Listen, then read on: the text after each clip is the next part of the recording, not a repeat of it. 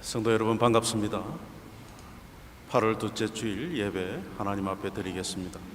우리 찬송가 34장 함께 찬송하겠습니다.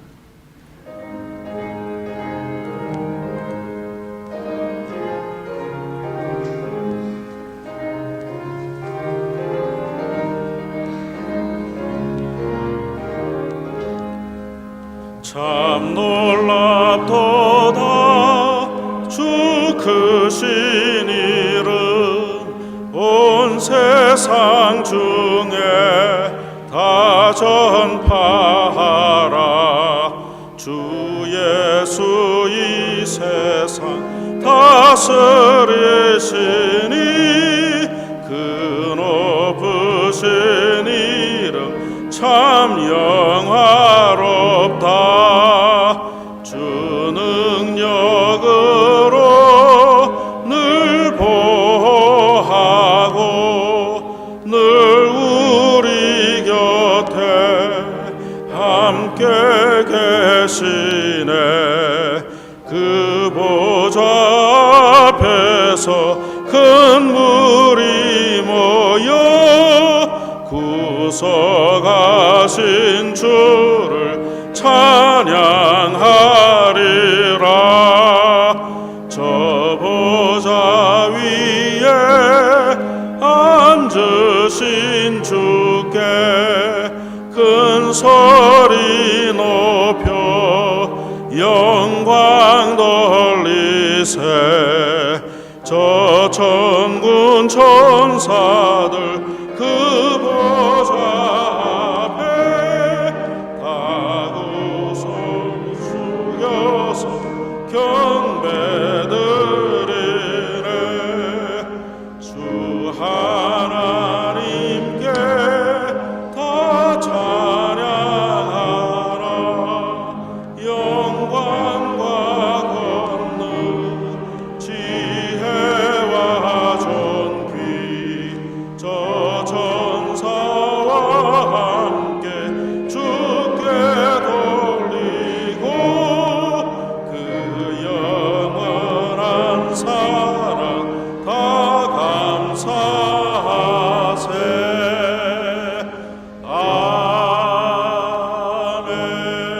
아멘.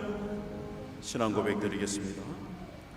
전능하사 천지를 만드신 하나님 아버지를 내가 믿사오며 그 외아들 우리 주 예수 그리스도를 믿사오니 이는 성령으로 잉태하사 동정녀 마리아에게 나시고 본디오 빌라도에게 고난을 받으사 십자가에 못 박혀 죽으시고 장사한 지 사흘 만에 죽은 자 가운데서 다시 살아나시며 하늘에 오르사 전능하신 하나님 우편에 앉아 계시다가 저리로서 산자와 죽은 자를 심판하러 오시리라.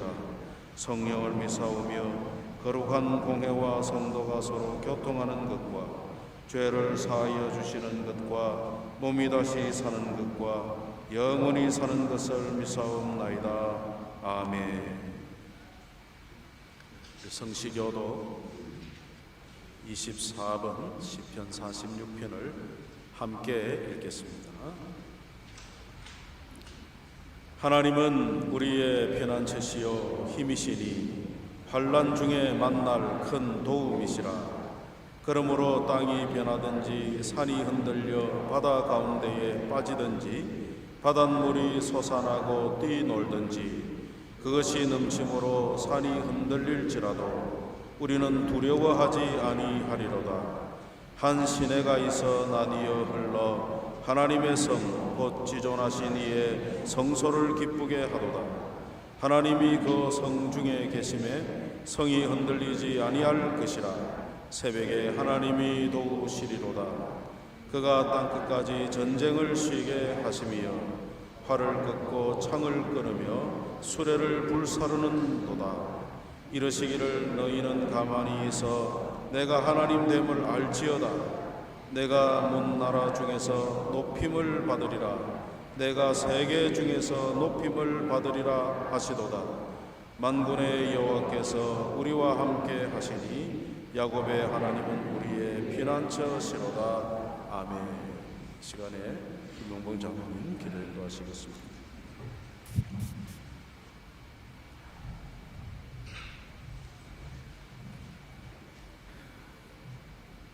자비와 긍휼이 풍성하신 하나님 아버지, 감사합니다.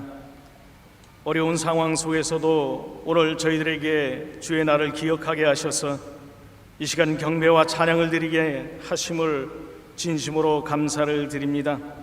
오늘도 우리를 불러주시고 이 자리에 서게 하시며 저희들에게 이 시간도 새로운 은혜로 채워주실 줄 믿고 감사를 드립니다. 어수선한 세상 속에서도 우리가 주님을 잊고 살 때에도 주님께서는 우리를 기억하시고, 우리가 멀리 떠나 살 때에도 오래 기다려 주셨으며, 고집을 부리며 교만하여 우리의 마음대로 행할 때에도 버리지 아니하시고 강한 발로 이끌어 주심을 감사드립니다. 전염병으로 인하여 닫혔던 문들이 열리게 하셔서 저희들이 주의 전에 거하게 하시고 마음을 하나님께 향하게 하시며 이 시간도 저희들에게 베풀어 주신 은혜에 감사를 드립니다. 그동안 어렵다고 핑계로 우리의 믿음이 떨어지고 주님이 원하시는 삶을 살지 못하였음을 고백하오니 우리의 불신앙적인 행동들을 그리스도의 보혈의 피로써 용서하여 주시사 깨끗게 하여 주시옵소서. 이 시간 우리의 창조주요 구원자요 위로자이신 삼위일체 하나님을 예배하기 위하여서 이 자리에 모였습니다. 주님께서 친히 임재하셔서 우리를 만나주시고 우리의 예배를 받아주시며 우리를 향하신 주님의 뜻을 밝히 보여주시옵소서. 전염병으로 힘들고 어려운 세상을 살아가는 동안 주님의 자녀들의 삶을 지켜주시며 우리의 삶의 주인이 되셔서 저희들이 믿음이 떨어지지 않도록 강한 발로 붙들어 주시옵소서. 아직도 전염병으로 인해 온전히 교회에 모이지 못하는 시간들이 빨리 지나가게 하시고, 또한 영상으로 예배를 같이 드리는 성도님들에게 같은 은혜로 채워 주시옵소서. 이 시간 육신의 질병과 고통으로 인하여 힘들어하는 자녀를 치료하여 주시고 병역자들과 노인들을 지켜주셔서 강건케 하여 주시옵소서. 이 시간 또한 당회장 목사님 말씀을 전하실 때에 주님의 능력의 손으로 붙들어 주시고 성령님 함께 하여 주셔서 권세 있는 말씀으로 우리의 심령을 채울 수 있게 하여 주시며 어려운 일주일의 삶을 살아갈 때에 강건한 삶을 살게 하여 주시옵소서. 우리를 죄에서 구원하여 주신 예수 그리스도 이름 받들어 기도드리옵나이다. 아멘.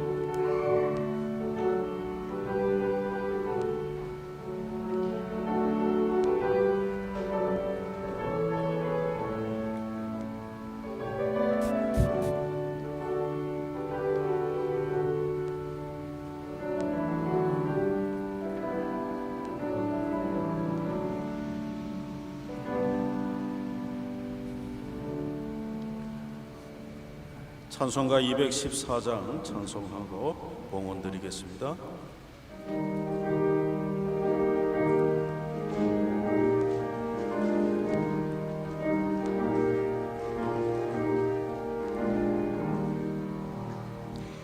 나 주의 도움 받고자 주 예수님께 빕니다. 그 구원하라 하시사 날 받아주소서. 내 모습 이대로 주 받아주소서. 날 위해 돌아가신 주 날 받아주소서. 큰 죄에 빠져 영죽을 날 위해 피 흘렸으니 주 형상대로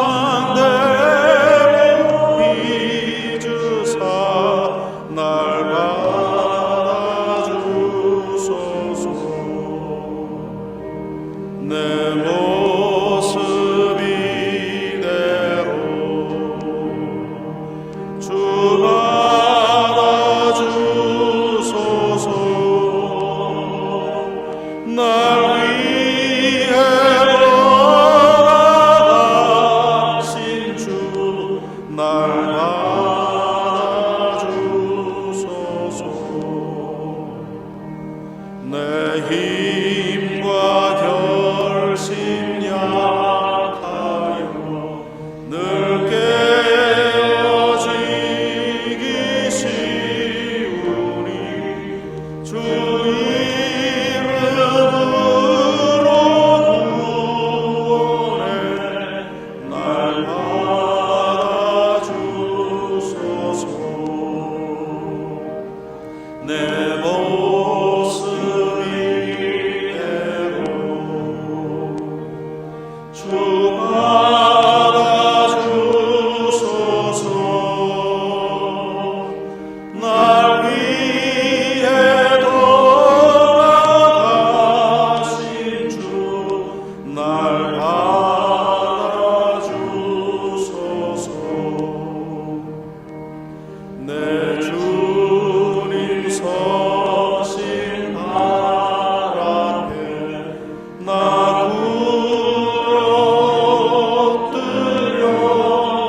엎드렸으니 그 크신 역사 이루게 날 받아주소서.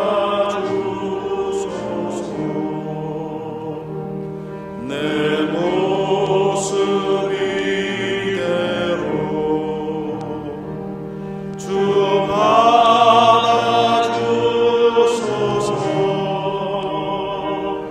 날 위해 돌아가신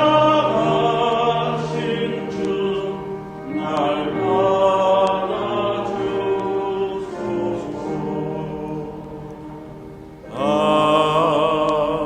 아멘. 사랑의 하나님 아버지, 어려운 중에도 우리에게 베푸신 은혜를 감사합니다. 지난 한 주간도 우리를 지켜주시고 새로운 한 주를 시작하면서 또 이렇게 예배하도록 은혜의 시간을 허락하심을 감사합니다. 이 자리에 나온 성도들 뿐만 아니라 집안에서 영상으로 예배하는 우리 어르신들, 성도들까지 하나님의 은혜에 감사하며 또 하나님 앞에 예물로 영광을 돌립니다. 드리는 예물이 하나님 앞에 드려진 것으로 끝나지 않고 아름답게 쓰여짐으로 하나님의 영광이 나타나도록 도와 주옵소서. 현재의 경제적인 상황이 좋지 않지만은 우리 하나님께서 각 가정의 필요를 채워주시고 경영하는 사업과 직장이 원활하게 돌아가도록 하나님의 은혜의 손길로 인도해 주시기를 원합니다. 그리하여 성도들이 궁핍하지 않도록 도우시고 필요가 넘쳐서 이웃에게도 나눌 수 있는 데까지 갈 수 있도록 우리 하나님께서 모든 것을 공급해 주시기를 원합니다. 우리의 건강을 지켜주시는 하나님, 우리의 생명이 주의 손에 달렸음을 믿습니다. 사랑하는 성도들의 각 가정의 식구들을 주의 손으로 붙드셔서 모든 질병이 틈타지 못하도록 지켜 주옵소서. 오늘도 주님 말씀을 통해 은혜 받게 하시고 말씀을 전하는 부족한 종에게 성령의 권능을 입혀 주시옵소서. 예수님의 이름으로 기도하옵나이다. 아멘. 하나님 말씀 로마서 3장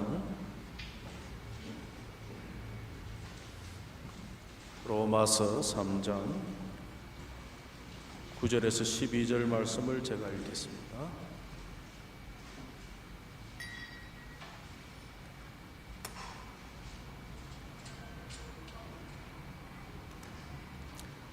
로마서 3장 9절에서 12절 말씀. 그러면 어떠하냐? 우리는 나으냐? 결코 아니라. 유대인이나 헬라인이나 다 죄 아래 있다고 우리가 이미 선언하였느니라. 기록된 바 의인은 없나니 하나도 없으며 깨닫는 자도 없고 하나님을 찾는 자도 없고 다 치우쳐 함께 무익하게 되고 선을 행하는 자는 없나니 하나도 없도다. 지난 시간에 스스로 하나님의 진노를 피하여 하나님의 심판에서 구원받을 사람이 아무도 없다는 말씀을 드렸습니다. 이방인은 물론 남보다 좀 낫다고 하는 도둑논자들, 또 더 나아가 하나님의 택한 백성이라 자부하는 유대인들까지 역시 마찬가지다 하는 말씀을 드렸습니다. 사람들은 자기가 잘못했어도 당신이 잘못했다라고 지적하면 기분 나빠합니다. 어떤 아이가 TV만 보고 놀고 있는데 엄마가 야, 너 오늘 하루 종일 TV만 보냐? 공부도 좀 해야 되지 않냐? 그랬더니 그냥 벌떡 일어나더니 나도 내가 공부해야 된다는 사실을 잘 알아요. 그러면서 문을 콱 닫고 자기 방에 들어가더라는 거예요. 다 압니다. 죄인인데 당신은 죄인입니다. 그러면 또 기분 나빠해요. 그래서 오늘 우리가 이 말씀을 들을 때 죄에 대한 말씀을 듣는데 여러분 너무 기분 나빠하지 마십시오. 오늘 사도 바울은 9절에 보니까 우리는 낫냐 우리는 나은가 그렇게 묻습니다. 여기에는 사도 바울 자신도 포함되고 이 로마서를 받는 첫 번째 수신자인 로마 교회도 포함되고 오늘 이렇게 우리가 이 말씀을 읽는 우리 모두에게도 다 해당되는 말씀이다 그 말이죠. 그래서 이렇게 성경이 왜 인간의 사람의 죄에 대해서 또 그 죄에 대한 심판을 이야기하고 있느냐 그 이유는요 23절과 24절에 있습니다. 이 로마서 3장 23절과 24절 모든 사람이 죄를 범하였음에 하나님의 영광에 이르지 못하더니 그리스도 예수 안에 있는 속량으로 말미암아 하나님의 은혜로 값없이 의롭다 하심을 얻은 자 되었느니라. 그러니까 사람의 죄와 하나님의 심판을 먼저 말씀하시는 것은 절망 가운데 있는 인류가 구원받는 길은 오직 복음뿐임을 선포하기 위해서입니다. 그래서 하나님의 구원이 얼마나 큰 은혜인가를 우리로 깨닫게 하려는 것입니다. 사도 바울은 외식과 교만과 자기의에 빠져 있는 유대인들의 죄를 지적했습니다. 율법만 자랑하고 그 율법의 말씀을 지키지 않는 그들을 향하여 하나님의 진노를 면하는 데는 율법을 받은 것 가지고는 안 된다고 그렇게 선언을 했습니다. 그래서 모두 다 죄 아래 있다 그렇게 선언을 하시죠. 하나님 백성으로 선택받은 유대인들은 이처럼 이방인과 똑같은 취급, 죄인 취급받는 것에 대해서 가만히 듣고만 있을 사람들이 아니죠. 그래서 그들은 이런 반론을 합니다.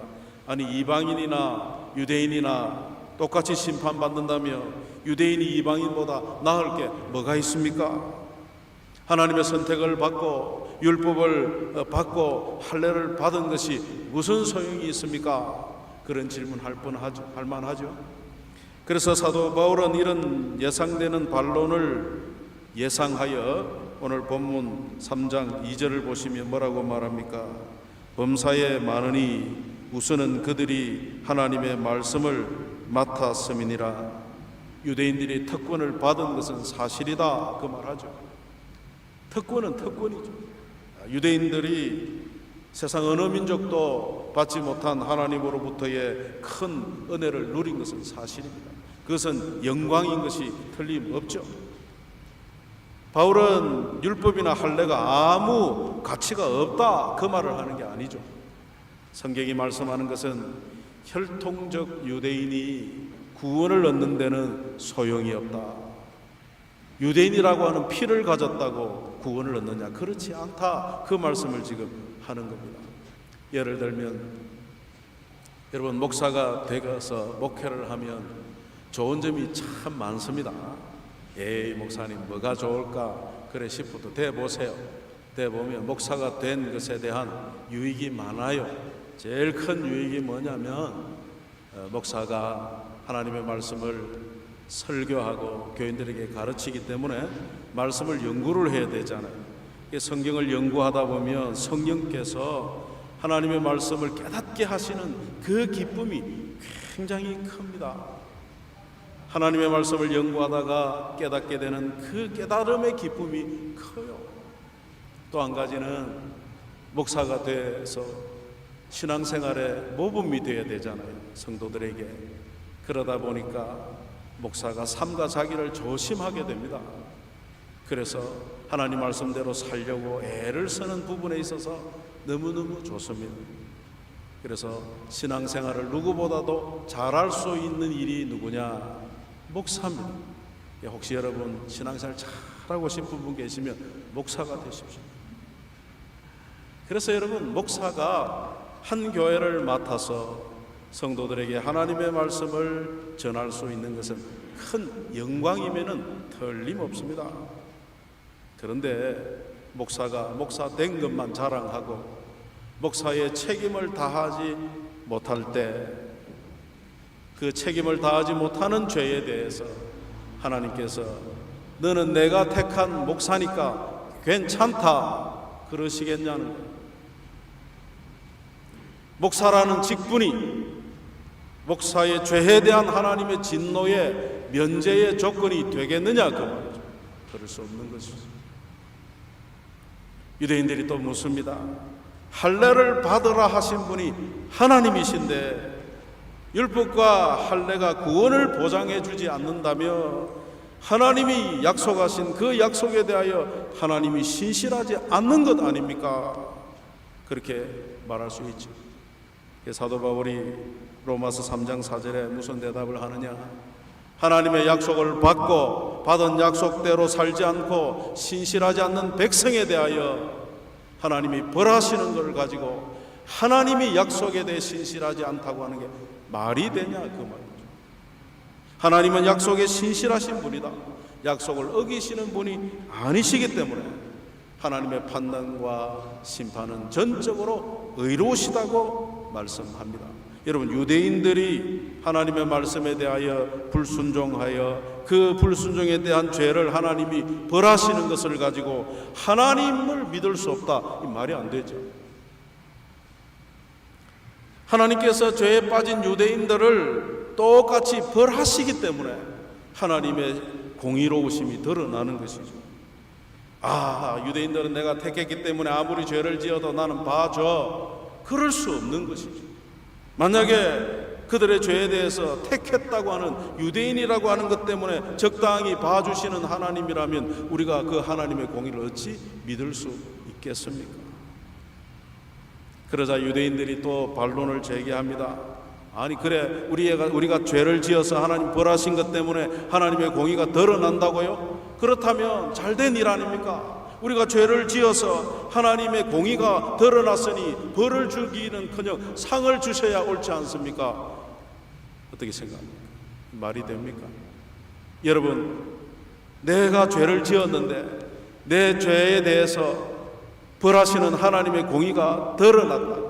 그러면 내가 죄 지은 것이 하나님께 잘된 일인데 내게 벌을 주면 됩니까? 상을 줘야죠. 만약에 그게 상 줄 일이라면 우리는 어떻게 해야 돼요? 열심히 죄를 지어야 되잖아요. 그래야 하나님의 의가 드러나니까. 이 말이 안 되죠. 이 말이 안 되는 말을 유대인들이 하는 겁니다. 그래서 3장 8절의 결론으로 사도 바울이 뭐라고 하느냐? 그렇게 말하는 사람은 정죄받는 것이 마땅하다, 그렇게 이야기를 하는 것입니다. 유대인들의 반론은 한마디로 자신의 죄에 대한 책임을 하나님께 돌리는 것이죠. 이건 악한 생각입니다. 하나님께서 특별히 유대인을 부르시고 복 주시고 하나님의 뜻을 알려주신 것은 분명히 특권입니다. 그러나 유대인들에게 주어진 특권은 하나님께 대하여 다른 사람들보다 더욱 성실하게 살아야 할 책임을 위한 것이죠. 그래서 유대인이 아니라 그 누구라도 죄 문제에 대해서는 특권이 없습니다. 여러분, 어떤 좋은 결과를 얻기 위해서 그 과정에서 저지르는 죄는 죄입니까? 죄가 아닙니까? 좋은 결과가 나타났어요. 그래서 그 결과를 위해서 이 과정에서 막 죄를 지었다고요. 그러면 그건 죄입니까? 죄가 아닙니까? 하나님께서 인간의 불의를 사용해서라도 선한 결론을 맺으실 수 있으시지만은 하나님이 그렇게 하셨다고 해서 그 죄가 아닌 게 아니에요. 죄는 죄입니다. 여러분, 예를 들어서 가룟 유다가 예수님을 팔았습니다. 그래서 예수님께서 팔려서 십자가에 못 박히셨습니다. 그래서 우리가 구원을 얻었습니다. 예수님께서 인류의 죄를 속량하시려면 누군가가 그 예수님을 팔고 십자가에 못 박아야 되는데, 가룟 유다가 그 예수님을 팔았으니 가룟 유다가 잘했다, 그것은 죄가 아니다, 돈을 받고 스승을 판 것은 죄가 아니다, 그렇게 말할 수 있습니까? 어떤 사람들은 왜 하나님께서 에덴 동산에다가 선악을 알게 하는 나무를 만들어 가지고 사람이 그걸 따먹게 해가지고 죄를 짓게 했냐고 하나님을 원망하는 사람도 있죠.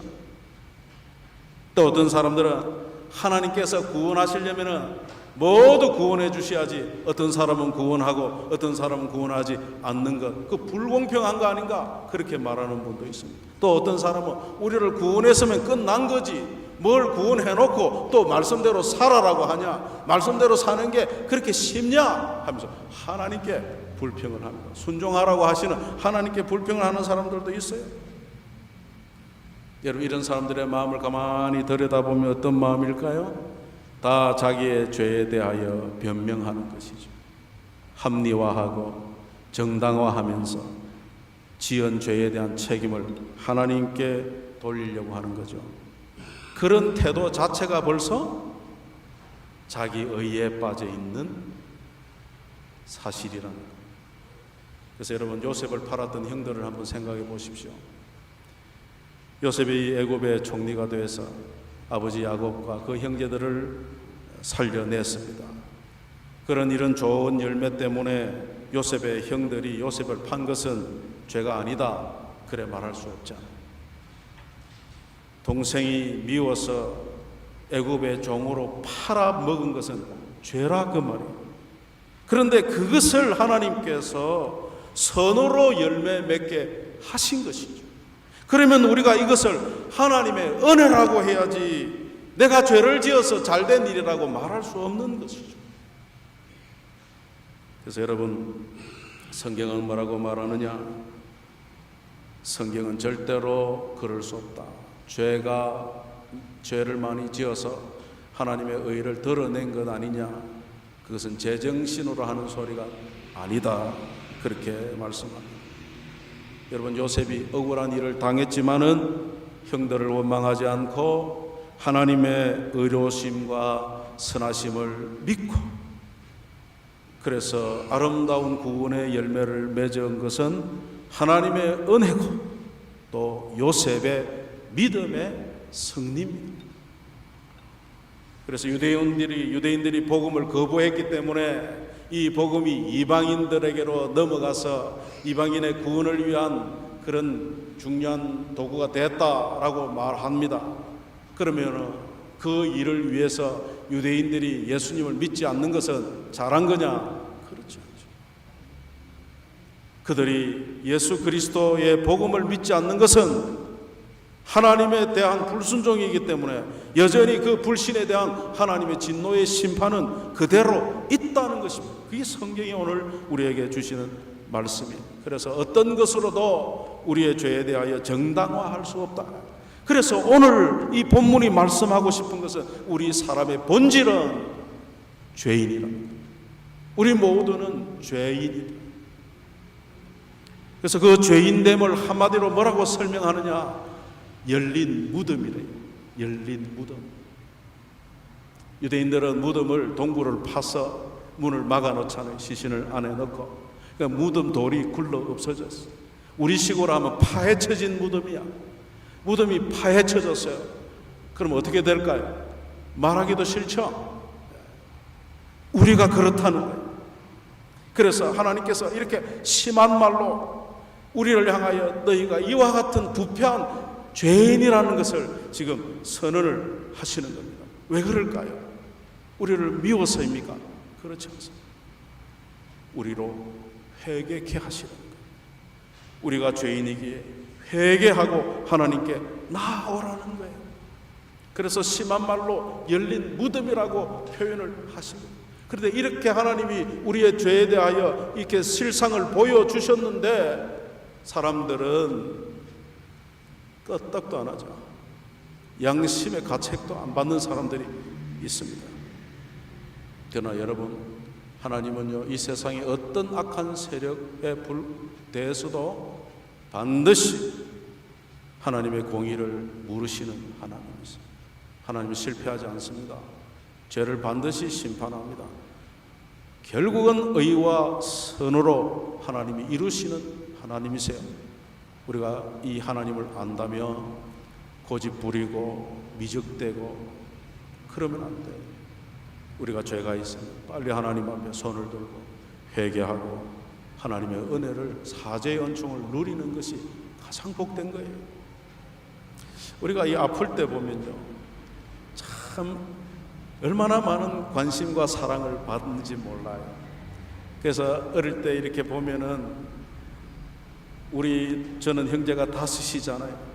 그 어머니 아버지가 바쁜데도 내가 감기에 몸살을 앓고 누워 있으면 아버지도 와서 만져주고 엄마도 해주고 사랑을 듬뿍 받아요. 그럴 때 뭡니까? 야, 계속 아프고 싶다. 그래 생각하면 됩니까? 아이들 가만히 보면요, 문제를 일으켜요. 그래서 문제를 일으켜서 어머니 아버지의 사랑을 막 받고 싶어 해요. 그래서 문제아가 되는 경우도 있다는 이야기를 들었죠. 엄마 아빠의 사랑 때문에 사고를 치는 애들도 있다는 거예요. 자, 그렇다고 계속 사고만 치면 됩니까? 하나님의 의가 드러난다고 내가 계속 죄를 지으면 되냐 그 말이에요. 안 되죠. 내가 죄짓고 회개하고 하나님 그럼 또 용서해 주는데 용서해 주신다고 내가 계속 죄를 지어서 되겠느냐? 그러면 안 되죠. 그럴 수 없다는 거죠. 오히려 우리가 선을 행하다가 고난당하고 그 결과가 좋지 못한 쪽으로 나타난다 할지라도 우리의 삶 속에 선한 삶을 살아내라고 하는 것이 하나님의 우리를 부르시는 목적이죠. 그래서 너희가 선을 행하다가 낙심하지 말라. 때가 되면 이루리라. 그렇게 약속하시는 겁니다. 여러분, 우리의 구원은 순전히 하나님의 은혜입니다. 그래서 이제 우리는 그 은혜를 감당해야 할 책임이 있는 거예요. 변명할 것이 아니고 하나님의 영광을 드러내고 이웃의 유익을 위한 축복의 통로로 살아야 될 비전이 우리 모두에게 있는 것입니다. 이것은 우리에게 무거운 짐이 아니고 하나님께서 주신 영광스러운 사명인 거예요. 그래서 저와 여러분에게 우리 하나님께서 이 영광스러운 사명을 감당할 은혜를 주시기를 축복합니다. 오늘 본문은, 오늘 성경은 우리에게 사람의 본질은 똑같아. 나은 사람이 없습니다. 여기 선 목사도 하나님 보실 때는 다 열린 무덤과 같은 그런 처지입니다. 우리가 예수님 믿기 전에는 이와 같은 처지에서 심판을 받을 수밖에 없는 죄에 매여 있는 종이었던 것이죠. 그러나 하나님께서 우리를 그 자리에서 구원해 내신 거죠. 아, 나는 뭐 누구를 죽인 적도 없고 뭐 훔친 적도 없다. 그렇게 항변하는 사람도 있겠지만은 여러분, 우리가 솔직히 내 마음을 들여다보면 내 안에 시기와 질투와 분냄과 미움과 거짓과 욕심이 가득한 것입니다. 하나님을 사랑하라, 이웃을 사랑하라고 하신 하나님의 율법의 말씀을 우리가 온전히 지켜 행해냈습니다. 그렇지 못하죠. 그래서 성경은 오늘 우리에게 이미 이 죄들에 대하여 유죄 선고를 받은 죄인이다 그렇게 말합니다. 그래서 누군가가 우리의 이 죄를 대신하여 죄의 대가를 치르고 우리를 죄 가운데 건져내는 기적과 같은 이런 일 외에는 구원의 방법이 없다는 것이죠.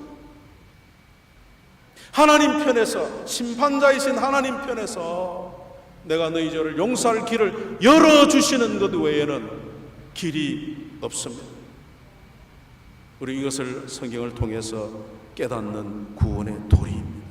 나라마다 사회적으로 죄를 좀 줄여보자고 교도소도 더 짓고 경찰도 늘리지만은 죄가 줄어듭니까? 여전히 죄는 계속되고 있죠. 왜 그럴까요? 사람의 죄의 본질, 우리 사람의 본질인 죄인, 죄된 모습을 모르기 때문에 그렇습니다. 여러분, 나쁜 나무에 나쁜 열매가 맺히기 마련이죠. 그래서 죄라는 것은 교육과 철학과 이념과 종교와 과학으로 막아지는 것이 아니에요. 죄를 끊는 유일한 길은 뭐냐? 하나님의 이 은혜 안으로 들어오는 길밖에 없어요. 하나님이 제공하신 구원의 길에 들어서서 그 하나님의 은혜를 믿음으로 받아들여야만 이 죄의 사슬이 끊어지는 것입니다. 하나님은 오늘도 이 죄인된 우리를 구원하시려고 은혜의 문을 열어놓으시고 죄인을 부르고 계십니다. 그래서 그 문을 열고 들어가는 출발이 뭐냐? 하나님, 나는 죄인입니다 하고 인정하고 고백하는 거예요. 여러분, 죄에 빠져 있는 사람은 절망밖에 없습니다. 그래서 오늘 본문 16절과 17절에는 뭐라고 말합니까? 파멸과 고생이 그 길에 있다, 평안이 없다, 그래 말씀합니다. 여러분, 사람들은 하나님을 왜 안 믿냐 물으며 하나님의 간섭이 싫어서 그렇다. 성경에 이래라 저래라 내 마음대로 살고 내 자유롭게 살고 싶은데 하나님이 이렇게 저렇게 막으시고 간섭하는 게 싫어서 나는 하나님 안 믿는다, 그런 분이 있죠. 그러나 여러분, 정말로 하나님이 없다 그렇게 하고 살면 진정한 자유가 있을까요?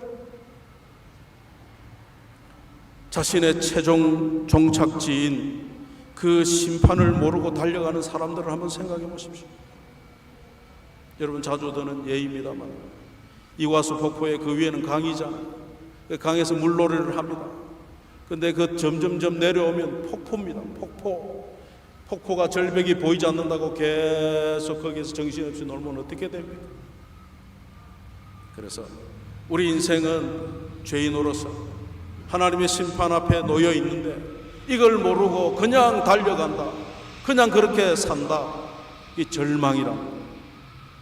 아이고 목사님 7, 80 살다가 죽으면 끝인데 뭐 그런 것까지 생각합니까?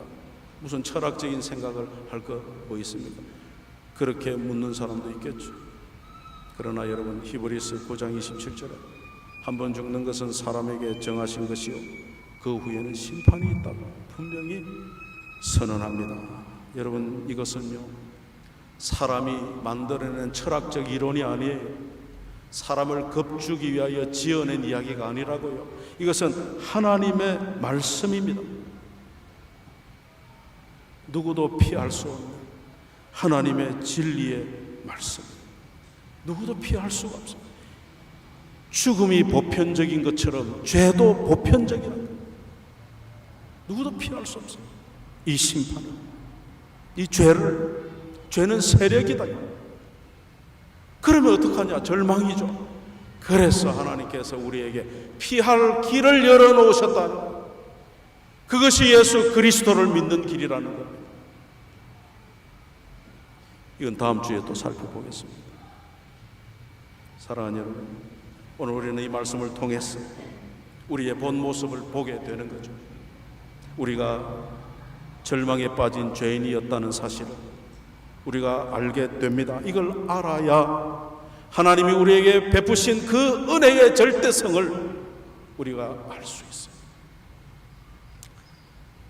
세상에 알아야 될 것이 참 많죠. 요즘 너무 많아가지고 뭘 알아야 될지 모릅니다. 몰라서도 손해보는 경우가 있죠. 그런데 여러분, 꼭 우리가 알아야 될 것이 있는데 그것은 내가 죄인이라는 사실입니다.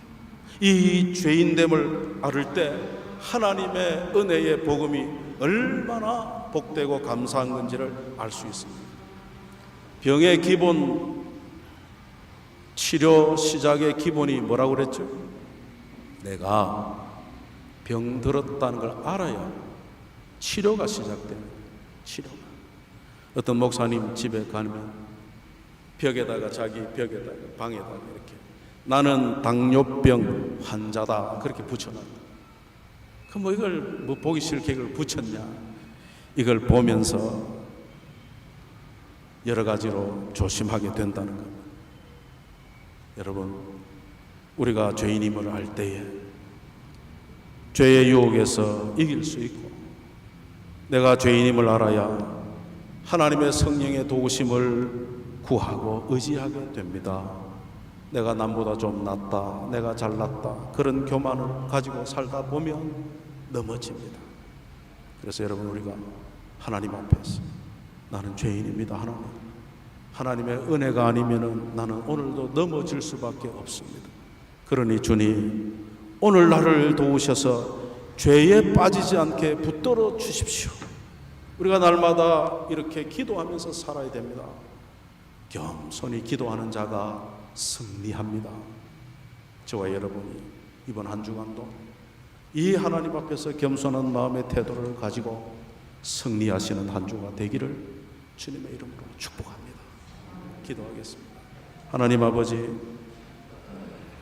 오늘도 말씀을 통해 우리의 본질을 보게 하시고 우리가 하나님 앞에 어쩔 수 없는 죄인이기에 하나님이 베푸신 구원의 은혜가 얼마나 큰지를 또 한 번 깨닫게 하시니 감사합니다.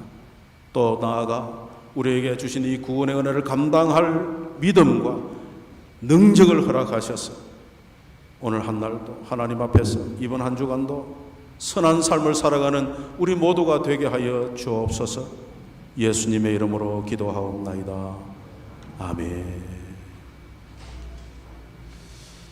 여러분, 예배를 마치고 그냥 돌아가는 게 섭섭하시잖아요. 그래도 어쩔 수 없습니다. 당분간은 그렇게 하도록 하겠습니다. 제가 제일 섭섭합니다. 아시죠? 우리 찬송가 1장을 함께 부르시고 축담으로 오늘 예배를 마치겠습니다.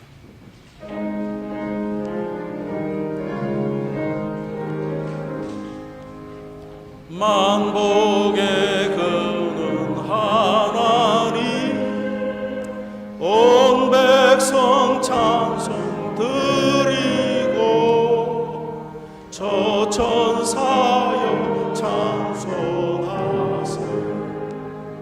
찬송 성부 성자 성령 아멘.